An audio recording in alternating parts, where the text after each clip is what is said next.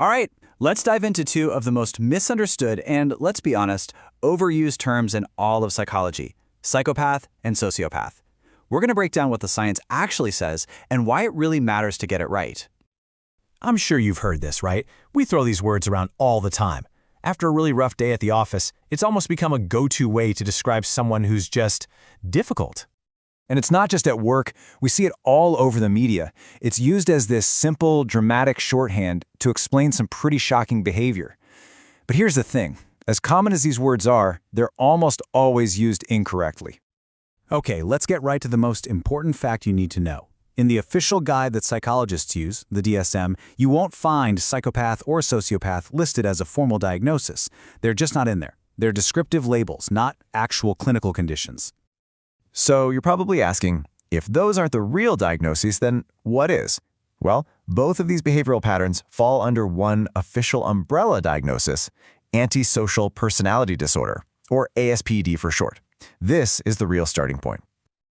So what is ASPD? At its core, it's a long-term pattern of violating other people's rights. Some of the key things you'll see are deceitfulness, impulsivity, a real failure to follow social norms, and a pretty profound lack of guilt or remorse for any harm they cause. So here's the crucial idea. Think of ASPD as the main category, and within that big category, psychologists use psychopath and sociopath to describe two very different ways that this antisocial behavior can show up. Let's break down what those two profiles look like. First up, let's explore the profile we often call the psychopath. This is the one that gets sensationalized in the movies, but the reality in psychology is way more subtle. Now this is a super important point. It's not that they feel nothing, it's that they have a very specific kind of disconnect. They can intellectually understand what you're feeling, that's called cognitive empathy, but they don't feel it along with you. There's no emotional echo inside them. And because of that emotional disconnect, you get this really specific set of traits. People who fit this profile are often incredibly calm, even in high-stress situations. Their emotions can seem kind of shallow or fake. They have a ton of self-control, and they can use this calculated charm to manipulate people. And fascinatingly, they have a very low biological response to fear and anxiety. Okay, so that was the cold, controlled nature of the first profile. Now let's look at the second one, which is basically its polar opposite.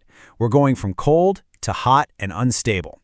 So, where that first profile was emotionally shallow, this one is emotionally turbulent. People fitting the sociopath profile can feel things like anger, frustration, and even attachment really intensely. The huge problem is they just can't manage or control those feelings, which leads to impulsive and often really destructive actions.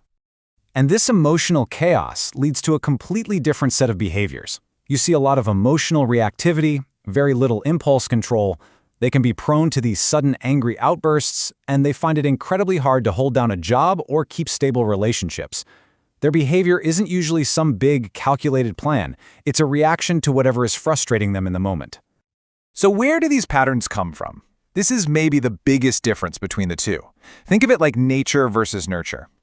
Research strongly suggests that psychopathic traits are mostly innate. They're linked to genetics and actual differences in brain structure. On the other hand, sociopathic traits are seen as being mostly environmental. They often develop because of things like childhood trauma, abuse, or a really chaotic upbringing. This chart really breaks it down nicely side by side. Look at empathy. One has low emotional empathy, the other has empathy that's just all over the place. For emotions, one is shallow and controlled, the other is volatile and intense. This leads to behavior that's either strategic or reactive. And because of all this, the controlled, manipulative psychopath profile is often way harder to spot than the more chaotic sociopath profile. So what does this actually look like day to day? Well, someone with psychopathic traits might actually look like a very successful leader. They're composed, they're confident, they can keep up this perfect public image. But someone with sociopathic traits, their life is often marked by instability. They have trouble with authority figures, a string of failed relationships, and a pattern of emotional blow-ups that just sabotage their own success. Okay, so why does any of this matter? Is this just about arguing over labels? Absolutely not. Understanding the difference between these two patterns has some really serious real-world consequences.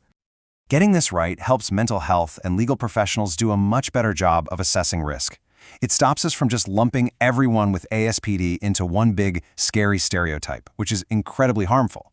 And maybe most importantly, it lets us create interventions that are actually tailored to the person's specific psychological makeup. I mean, think about it. Someone with those cold, low-fear psychopathic traits often doesn't respond to punishment-based systems because they just don't process fear or consequences the way most people do. But a person with those hot, emotionally volatile sociopathic traits, they might actually respond really well to therapies that focus on emotional regulation and impulse control. Treating them like they're the same is just a recipe for failure. All right, let's boil this all down. Key takeaway number 1. Remember that psychopath and sociopath are informal descriptors, not official diagnoses. The real clinical term that covers these behaviors is antisocial personality disorder. And takeaway number 2 is the simplest way to remember all this: cold versus hot.